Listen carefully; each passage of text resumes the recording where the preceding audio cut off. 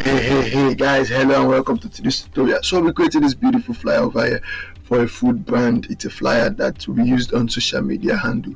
So I'll be creating a file size of 1080 by 1080 pixels, and it's kind of an Instagram thing.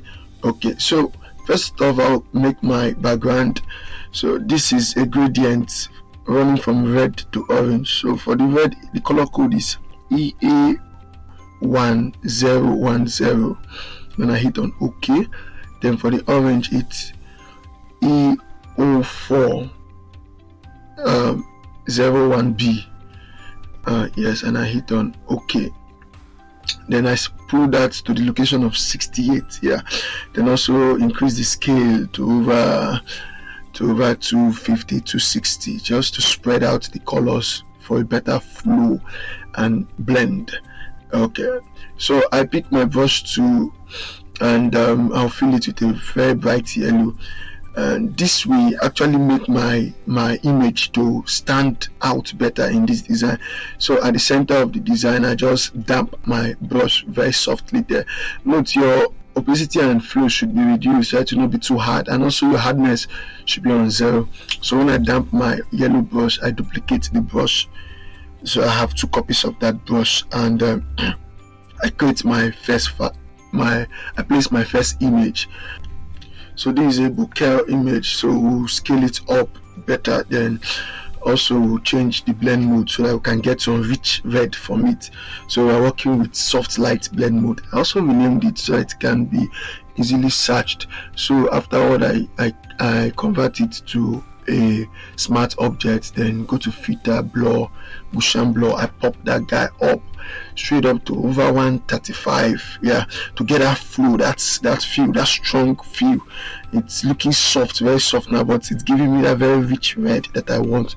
So afterward, I group my entire background layer, because it can get crazy when these layers are so plenty. So I always like to group. Now I place the next image, which is the noodles image, the very fine looking noodles image. I was actually looking for a noodles image that we have fork and knife and stuff, but I was still thinking maybe I should manipulate for. I was like, let me rest a beg. I have so many things, and I wouldn't want this video to be so lengthy. So with the image there, I tried to remove the little white dots around the edges. So to do that, on the thumbnail of the image, you just hold control on your keyboard and you click on the thumbnail. It selects, then you go to refine layers and you just add some feather. Okay, so that was what I actually did there. Then right now I'm creating a shadow for the image, so the image can sit on our design. We don't want it to be flying or floating, except if we want that on purpose. So I just want it to sit, so I create a shadow and I'm trying to scale it using the perspective and also warp. And the reason for warping it, so it just looks as if the background is kind of curved, something like that. So just give it a little bit illusion. So I'm just warping it and making it look kind of real. So I'll also add some realism to the image. So I'll create a new layer and clip max it to the image, then pick my brush tool with black selected and the opacity and flow reduce. I just shade at the bottom part of the plate so it can flow with the shadow. That place shouldn't be looking bright while it's having a shadow underneath. It's bad that way. So afterwards, this is where I merge the both of them. I never wanted to have too many layers, so I was just merging stuffs. I was grouping stuffs and stuff like that. So I also added a new adjustment layer, the hue and saturation. I popped the saturation rather to over 17 to just make this thing look much more attractive. Also added a brightness adjustment layer and increased the brightness to over 10, 12. Then also dropped the contrast a little bit. There was a way the contrast was looking, so I had to just pull it down, so it's the light and dark look somehow the same. So I just had to pull it down a little bit. Also, I'm also adjusting my shadow to give me what I actually want. Shadow adjustment, something that you keep doing till you get. So I popped in my tomato image and I turned it to the left hand side, like I flipped it, because I never liked the way the main image was looking, so I only flipped it so I could just match very well with my design. Then renaming that to tomato and creating okay, I also wanted to remove some of the white at the edges, so I did the same technique, control and click on the thumbnail, so I get that selection on it. Then I go to refine edge. Then afterwards, when I've added some feather, I just apply the layer marks to the image. Now see something I'm doing here. I'll pick the red.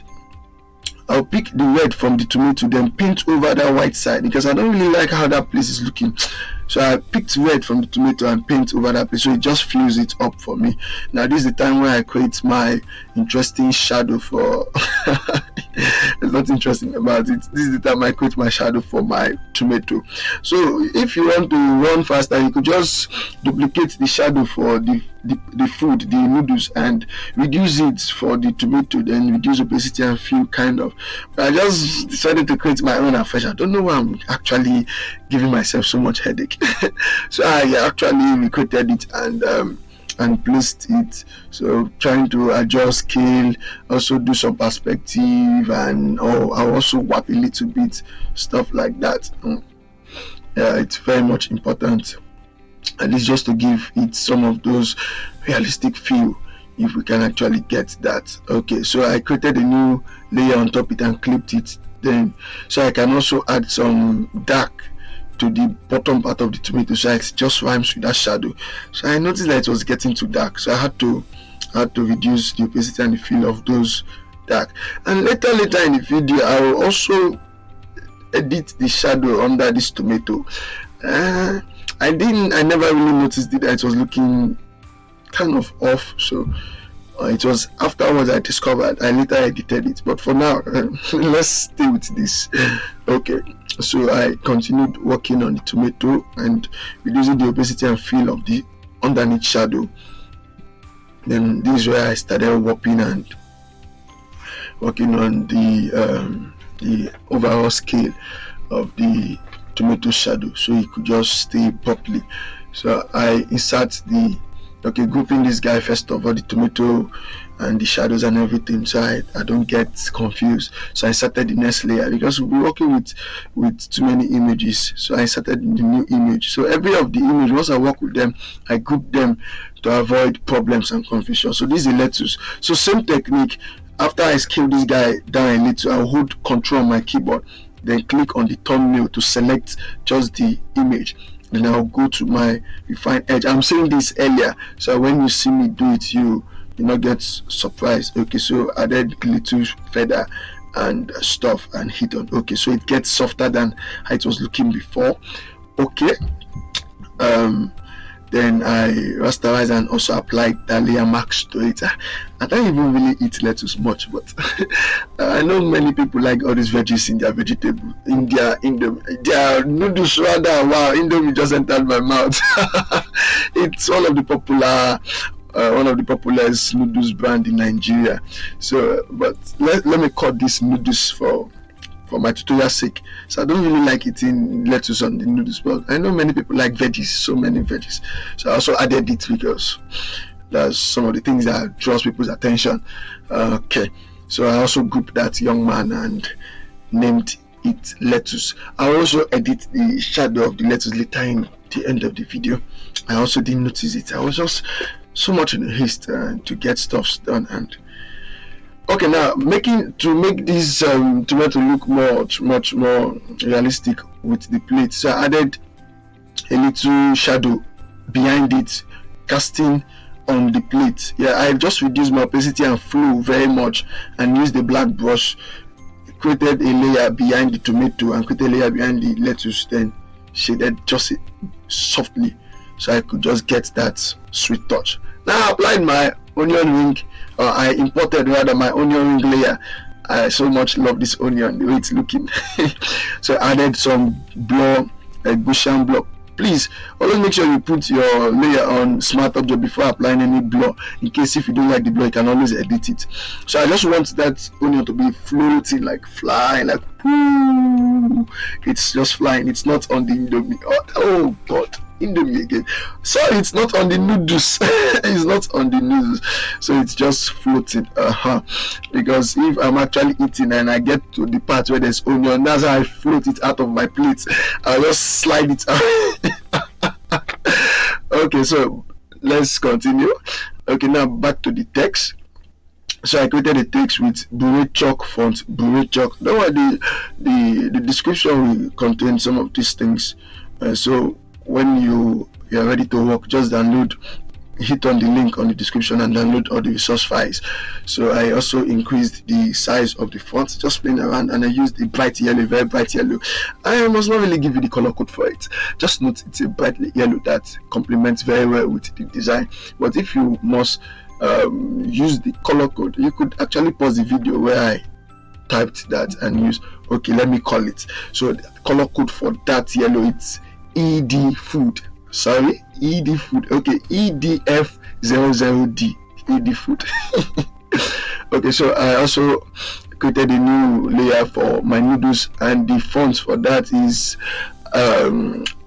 what is that font again? The name is very complicated. A bit something. I'll write that down on the video. Some of these fonts we can't just easily carry them on our head. Okay, so I inserted a new picture. It's for the steam for the noodles. I want the noodles to appear hot, so the blend mode I used for that was screen. Screen was giving me what I wanted, so I used screen. I scaled that down a little bit, and also used some layer marks on it, so I could just feed off the bottom part, renaming it to steam so I don't forget, or heat rather. So I just used layer marks with black brush selected on my white layer mark. I just faded the bottom part.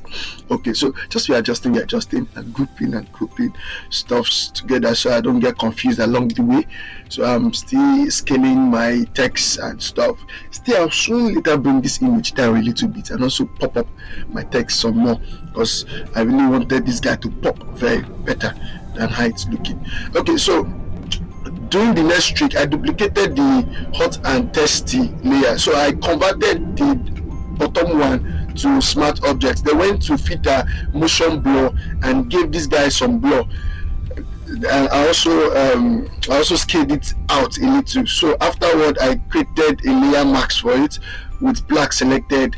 I just painted off the edges just to give it that blur effect, like it's like looking like a steam, something like heat, steam, blur. So just shaded it, just a little effect for the text, so the text looks kind of steam, kind of hot. So also I added outer glue to it with a bright yellow, just like that one there.